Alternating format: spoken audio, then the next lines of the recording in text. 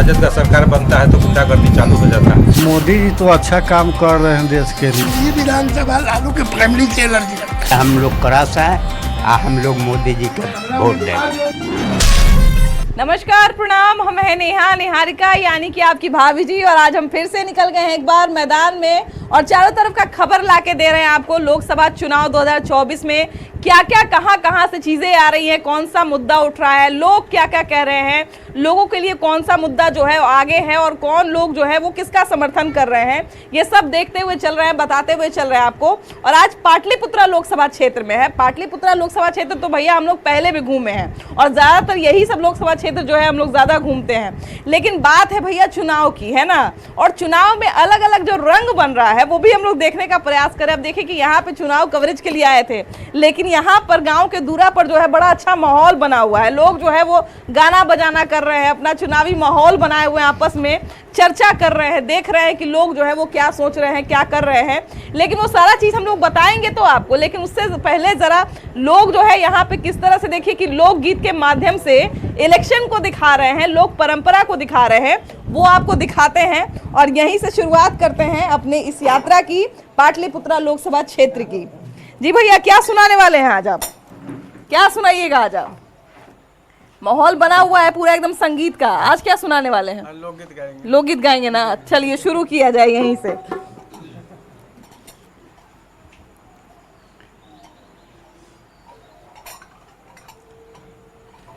हरि कमल छापवा पर मोहरा लगाई, नरेंद्र मोदी के जिताई बहु। कमल छापवा पर मोहरा लगाई, नरेंद्र मोदी के जिताई बहु।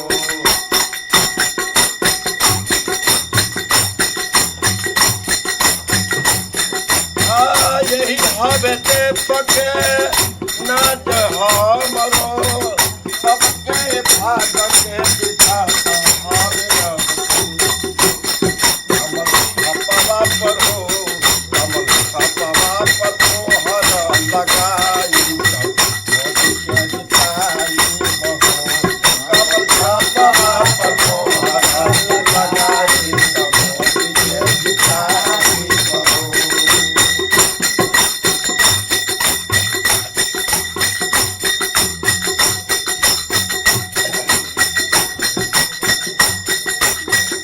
पाटलिपुत्र पे रंग तलया दो, कमल छत हवे इनका।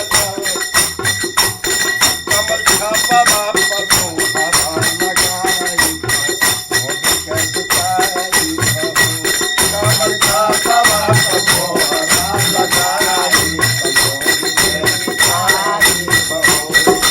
कमल छाप पर मोहर लगाने की बात कर रहे हैं भैया, कमल छाप पर बटन दबाने की बात कर रहे हैं। तो सबसे बड़ा सवाल तो यही भैया कि कमल छाप पे काहे बटन दबाया जाए, काहे मोहर लगाया जाए, कारण क्या है? भारत का विकसित करने के लिए नरेंद्र मोदी हमारा देश में अग्रसर हैं। हाँ। 24 का चुनाव के बाद हमारा जो भारत का है वो प्रथम स्थान पर ले जाने की कोशिश करेंगे, इसीलिए हम लोग कमल छाप पर बटन दबाने की कोशिश कर रहे हैं। अच्छा देखिए, पाटलिपुत्रा लोकसभा क्षेत्र में वैसे तो शहरी क्षेत्र भी है, ग्रामीण क्षेत्र भी है, लेकिन जो रंग ग्रामीण क्षेत्र में देखने को मिलता है वो आप शहरी क्षेत्र में घूमते रह जाइए, लोग अपना अपना काम में बिजी हैं भाई, उतना जो है वो समझ में नहीं आता है लोगों को। लेकिन गांव में देखिए कि लोग मेहनत करने वाले भी हैं, लोग सब तरह का चीज भी कर रहे हैं और असली जिंदगी जो है वो भी जी रहे हैं अपना, वो भी चीज देख रहे हैं।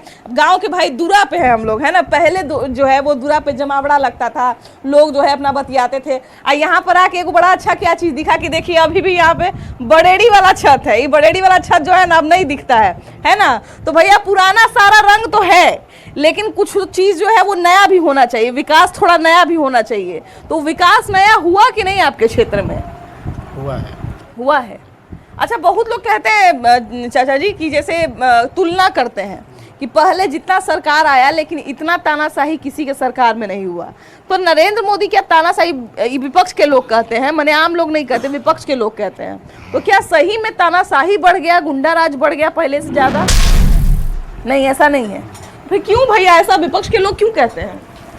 विपक्ष के लोग कहते हैं कि अपना वोट के लिए कहते हैं। वोट के लिए कहते हैं। अब बाकी अगर विकास का मीटर नापा जाए तो विकास तो है ही है, हाँ शांति तो है ही है। हाँ सरकार जब बीजेपी में मिल जाती है तो शांति हो जाता है, अमन चैन हो जाता है। राजद का सरकार बनता है तो गुंडागर्दी चालू हो जाता है, हाँ। और तो कुछ है नहीं। सही में गुंडागर्दी चला कि भाजपा का बनाया हुआ है? नहीं नहीं, बिल्कुल होता है। आरजेडी के लोग कहते हैं कि भाजपा का बनाया हुआ है, ऐसा कुछ होता नहीं है। लेकिन मान के दरिए वोट हम लोग दे रहे हैं तो नरेंद्र मोदी को दे रहे हैं, हाँ। राम कृपाल को नहीं दे रहे हैं।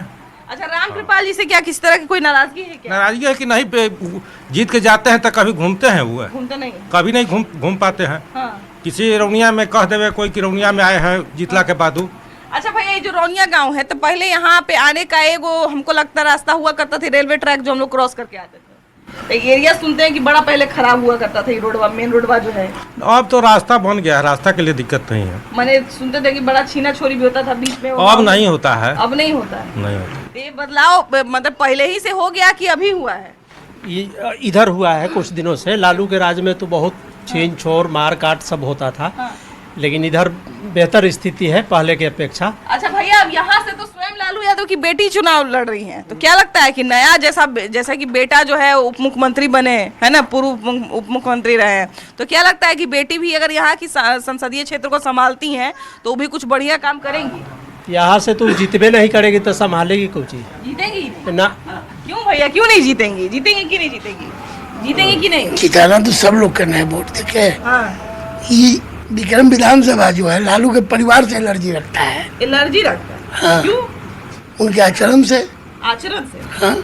तो यहाँ पे मतलब जैसे यहाँ पे तो 3 लोकसभा विधानसभा जो है वो आरजेडी के नाम पर हमको लगता है। 3 विधानसभा से मतलब नहीं, ये विधानसभा लालू के फैमिली से एलर्जी रखता है। फैमिली पूरा? ये लड़के लालू भी खुद एलर्जी रखते थे नौतपुर विक्रम बेटा से। हाँ। ये यहाँ के लोग भी उनसे एलर्जी रखते हैं। हाँ। अच्छा भैया, एक समय पे लालू यादव एक नारा दिए थे, भूरा बाल साफ करो। ये हम लोग नहीं सुने? ये न सुने, ये बनावटी बात सुने हैं। ये बनावटी बात है? नहीं, ये हम बनावटी सुने हैं, लेकिन ये न सुनेंगे। ये नहीं सुने हैं। इस सरकार में ही हुआ कि घूसखोरी बढ़ा है, घूसखोरी बढ़ा है चरम सीमा पर। हाँ। हम तो सरकारी नौकरी करते थे, हाँ। लेकिन जो लोग 10 बरिस में अगर 10,000 घूस कमाया, हाँ। तो 2005 से 2000 आज है, उनमें 20 लाख कमाया। हाँ।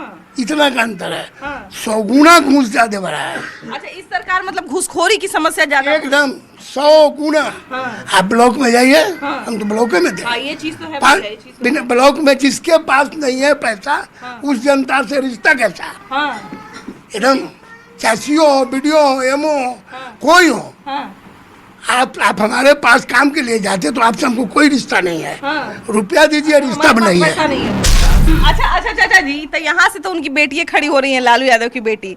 तो जैसे बेटा बदलाव की बात करते हैं, तो क्या लगता है कि बेटी भी बदलाव करेंगी क्या? जब लालू जी 15 साल में 9 बदलाव किए, तो हमको तो आशा नहीं कि बेटी या बेटा बदलाव कर सकते हैं। लेकिन इससे पहले मैडम एक दूसरा प्रश्न में जवाब देना चाहता हाँ, हूँ। बताइए। जैसा कि कुछ लोग कहते हैं कि बीजेपी तानाशाह है, हाँ। आएगी तो संविधान को बदल देगी। मैं उन लोग से पूछना चाहता हूँ आपके चैनल के माध्यम से, 1976 में जब इंदिरा गांधी जी इमरजेंसी लगाकर संविधान को, कॉन्स्टिट्यूशन को अमेंडमेंट कर दिए थे, 40वां अमेंडमेंट, जिसमें 3 शब्द बदल दिए थे। अखंड दिए थे, सेकुलर से पंथ धर्म चला दिए थे, और समाजवाद जोड़ दिए थे, और संविधान को मिनी कॉन्स्टिट्यूशन बना दिए थे। मैं आपके माध्यम से पूछना चाहता हूँ लोग से, क्या अभी तक के भारत के संविधान में किसी तरह का इस तरह का संविधान में अमेंडमेंट हुआ है?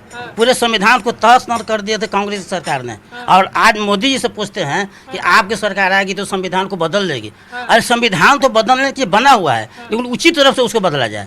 आज तक 75 साल के अंतर में जब संविधान बना है, कम से कम 125 अमेंडमेंट हो चुका है। तो अगर किसी तरह का सकारात्मक अमेंडमेंट होता है तो उसमें क्या दिक्कत है? नहीं, संशोधन तो बड़ी अच्छी बात है भैया, संशोधन तो एक शब्द ही पॉजिटिव है, लेकिन विपक्ष के लोग ये इल्जाम लगाते हैं कि अधिकार खत्म कर दिया जाएगा, संविधान को जो है अपनी सुविधा अनुसार कर। वोट के लिए होता है वो, अपना अपना वोट का पॉलिटिक्स है कि कौन बात हम बोलेंगे कि जिससे हम नहीं, जिससे हमार वोट बन जाएगा। लालू जी क्या कहते थे कि भूमिहार लोग कान पर जनेऊ चाहते हैं तो तेज से पेशाब होता है। यादव जी लोग को खुश करेला, तो यादव जी एक टांग पे खड़े हो जाते थे। ये सब तो वोट का पॉलिटिक्स है। नहीं चलिए, हम तो किसी जात के बारे में स्पेशली नहीं बोलेंगे, लेकिन जो बात किया जाता है भैया कि संविधान को अपने सुविधा अनुसार मोदी जी बदल देंगे, तो लोगों का अधिकार खत्म कर देंगे, और इसका शुरुआत भी हो गया है। देखते हैं, कहते हैं कि संविधान को बचाने की लड़ाई है। खुद कहते हैं, ये राहुल गांधी कहते हैं कि संविधान को बचाने का लड़ाई है, संविधान को बचाने के लिए वोट दीजिए, ऐसा ऐसा बात बोलते हैं। तो सही में क्या इस बार संविधान को बचाने की लड़ाई है क्या? ना ऐसा तो बात न है। संविधान तो बदलने का चीज है, संविधान तो बदलता है, जो अच्छा होता है वो सब लोग मिल के अपना, एक आदमी थोड़े बदल रहे। तो मोदी जी तो अच्छा काम कर रहे हैं देश के लिए, वो तो बहुत अच्छा आदमी है। आए भैया, किस पे विश्वास किया जाए? विपक्ष के लोग तो एक पर एक करके सबको खारिज कर दिए, है ना। बोले कोर्ट को खरीद लिए हैं मोदी, बोले कि ईडी को खरीद लिए हैं, सीबीआई को खरीद लिए हैं। सब गलत किए हुए लोग पकड़ा रहा है, तो दूसरे पर आरोप लगा रहा है कि मीडिया बिका हुआ है। मीडिया कहाँ बिका हुआ है? अगर नीतीश कुमार कुछ गलत करते हुए किए हुए रहते हैं तो भाजपा के साथ इतना विरोध किए हैं, कहाँ उन पर कोई जांच हुआ, कहाँ कोई चोर में पकड़ाए हैं? तो चोर है वो धरा रहा है, वो झूठे अपना कर रहा है कि हमको मीडिया परेशान कर रहा है, तो ईडी परेशान कर रहा है।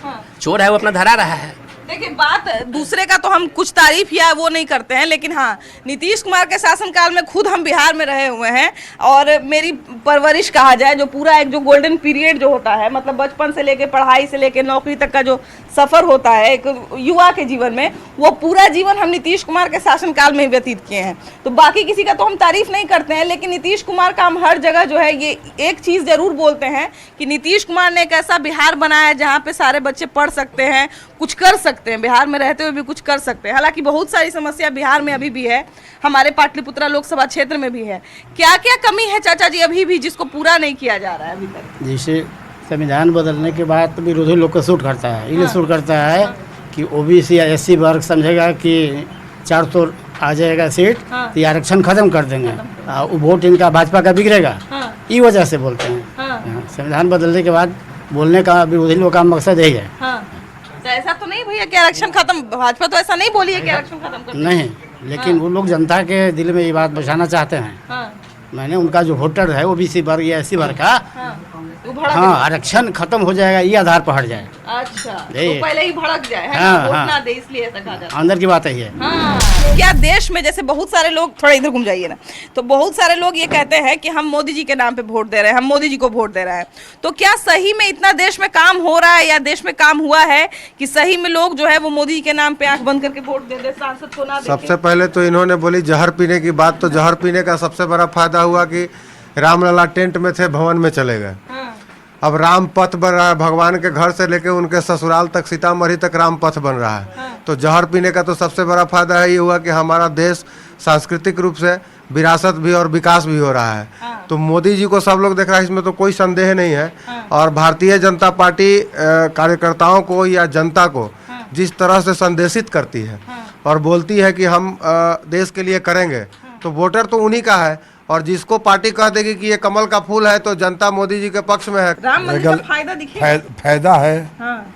राम मंदिर का असर दिखेगा चुनाव में? एकदम दिखेगा। दिखेगा। हाँ, यहाँ अब की फिर से एक बार मोदी सरकार, अब की बार 400 पार। 400 पार? 400 पार काहे करवाना है? करवाना है मोदी जी को, आगे और बढ़ाना है। 400 पार कराने का भैया, भैया यहाँ सब नारा लगा रहे 400 पार 400 पार, तो 400 पार क्यों करना है? अभी सबसे ज्यादा उनका काम देख के मोदी जी का वोट मिलेगा। मंदिर बना दिए अयोध्या जी में, बहुत सा काम कर रहे हैं, जो कहते हैं वो कर रहे हैं, इसलिए वोट उनका ज्यादा भी मिलेगा। भैया बहुत लोग का युवाओं के लिए कुछ नहीं किया। अभी देखिए, कहते हैं राहुल गांधी कहते हैं कि हम सरकार में जब आएंगे तो सबसे पहले युवाओं के लिए नौकरी की व्यवस्था करेंगे, महिलाओं को 1-1 लाख रुपया खाता में देंगे, उसके बाद फिर जातीय गणना कराएंगे, आर्थिक सर्वे घर से देंगे, कहाँ से देंगे? 10 किलो कह रहे हैं कि अनाज देंगे, तो किस पे बोझ ला देंगे? अनाज वाला देखो हमको समझ में नहीं आता है। खुद ही वो लोग पहले भी कहते हैं कि अनाज दे के 5 किलो अनाज दे के भाजपा जो है वो लोथ लांगड़ बना दी है। तो वो काहे नहीं दे रहे थे? वो इससे पहले वही सत्ता में थे ना, तो उनको देना चाहिए था ना। 80 करोड़ लोगों को मुफ्त में भोजन दे रहे हैं मोदी जी। 25 करोड़ लोग गरीबी रेखा से ऊपर आए हैं। महंगाई एकदम नहीं बढ़ी है इस देश में। महंगाई बढ़ी है तो जरूरतें बढ़ेंगी, तो उसके अनुसार आपका खर्च भी बढ़ेगा। अच्छा, तो देखिए यहाँ पर जो है वो पाटलिपुत्रा लोकसभा क्षेत्र में चारों तरफ जो है वो हर तरफ के लोग जो है हमको एक दूरा के नीचे मिल गए, एक छत के नीचे मिल गए और बड़ी अच्छी बात रही। हम थोड़ा सा चर्चा करना चाह रहे थे तो वो चर्चा हमको लगता है कि मेरा बड़ा अच्छा रहा और संगीतमय शुरुआत हुई, बड़ा सब तरह की बातें हुई, सब तरह के मुद्दे हुए। कुछ लोग जो है वो रामकृपाल यादव से खुश भी हैं, कुछ लोगों की नाराज़गी भी है, जो हमको लगता है कि भाई जायज़ है, क्योंकि अगर सही बात है जनता ने जिसको चुना है अगर उनसे किसी तरह की कोई नाराज़गी रहती है तो नेता का काम है कि उस नाराज़गी को दूर किया जाए। लेकिन फिलहाल इस एपिसोड में इतना ही। अगले एपिसोड में हम लोग फिर से मिलेंगे एक नया क्षेत्र के साथ और ढेर सारा नया मुद्दा के साथ, ढेर सारा नया नया लोगों के साथ। लेकिन फिलहाल बाय बाय।